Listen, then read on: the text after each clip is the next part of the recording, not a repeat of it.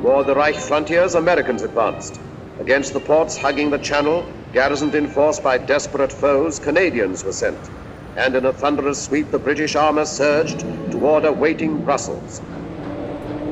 The Wehrmacht is finding less and less time in their swift backtracking to Germany to practice the vandalism they were able to indulge during earlier campaigns. Sweeping all the way across Luxembourg, the First Army breaches enemy defenses before the Reich. Crossings of the German frontier from Luxembourg were made on 11th September. D plus 97.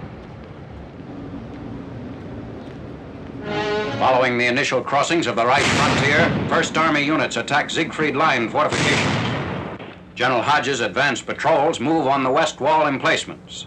On 16th September, rapid passage is made after combat engineers cleared a lane through Dragon's Teeth. I remember one day we were coming across a big flat field. I hopped a barbed wire fence and a guy says to me, "Guess what?" So I says, "What?" So he says, "You're in Germany."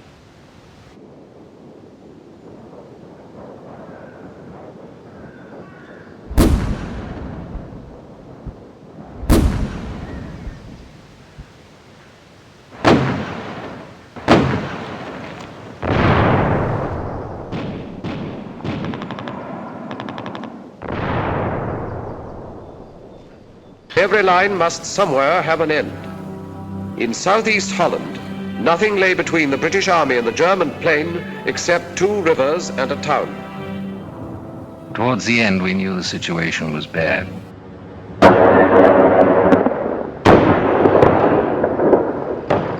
We knew we were hemmed in. We knew it was possible we wouldn't get out. More than anything, I remember the way everyone behaved. Men you knew as the toughest fighters became gentle, kind and considerate to each other. I knew a lot more about men after Arnhem.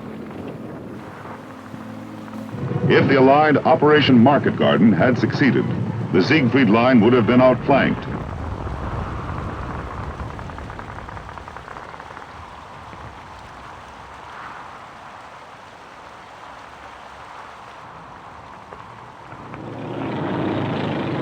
The important bridge across the Waal River was kept intact. A regiment of the U.S. 82nd Airborne Division crossed the river in assault boats to overcome the German defenders. Explosives were already in place for the destruction of the span.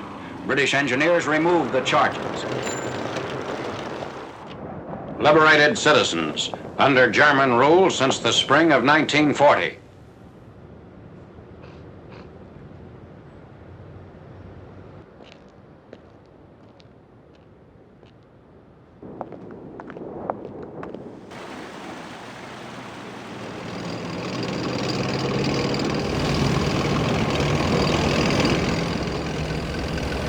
Aachen, Germany, gateway to the Rhineland, is in ruins 18th October following Nazi rejection of the American ultimatum. Resistance ends on the 20th after a fortnight of fighting for the city. 15,000 of a normal population of 160,000 remained behind during the final attack. Aachen in ruins, sacrificed by the Germans to buy time. General Hodges' forces drive eastward, carrying with them the first major Allied victory on German soil.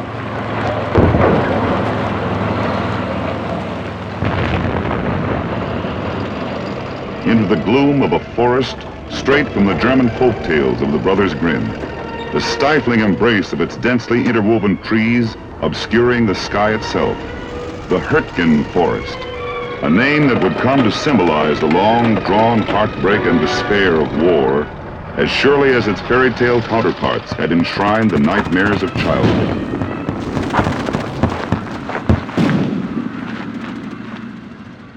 On the 16th of December 1944, the German counteroffensive struck.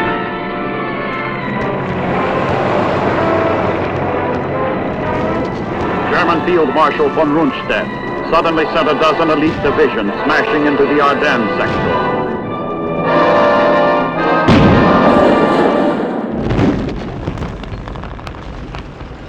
In the Ardennes, we were fighting 2 battles, one against the Germans, the other against the weather. It's hard to say which was the worst. Certainly it gave us more trouble. It stalled our armored units, disrupted supply and communications, and froze our weapons. There was little we could do to fight it.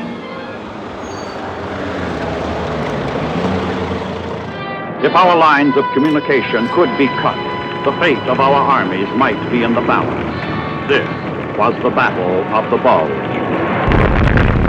24 hours after leaving the Ruhr, elements of the division were in the Ardennes and had made contact with the Germans. The rest of the division was right behind us. We met the enemy and finally pushed them back. It was during this action in besieged Vestal that General MacAuliffe, who was then commanding the 101st, made his famous reply to the German demand that he surrender. That reply was reportedly one word long: nuts. If the enemy did not immediately understand the meaning of MacAuliffe's typical American reply, the action which followed undoubtedly convinced him that it meant that the Americans had no intention of surrendering.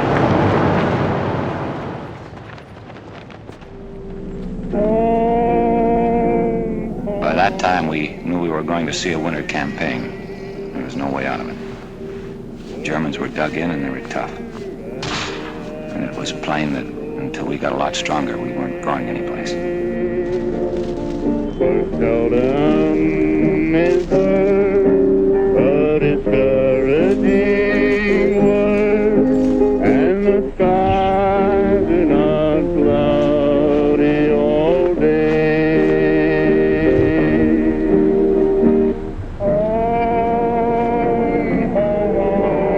On the rain,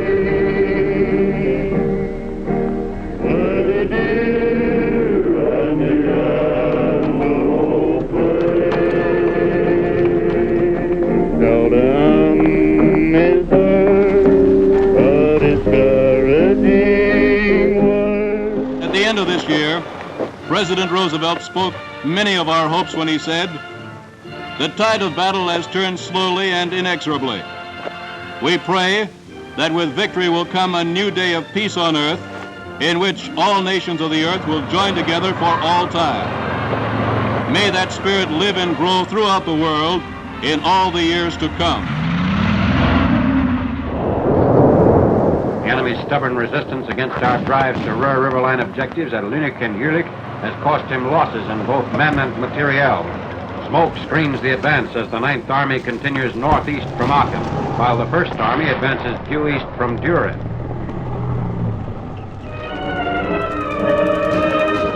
The summer months alone had taken over 1 million German casualties, and now new and uncounted numbers pressed the total to nearer 4 million since the war began.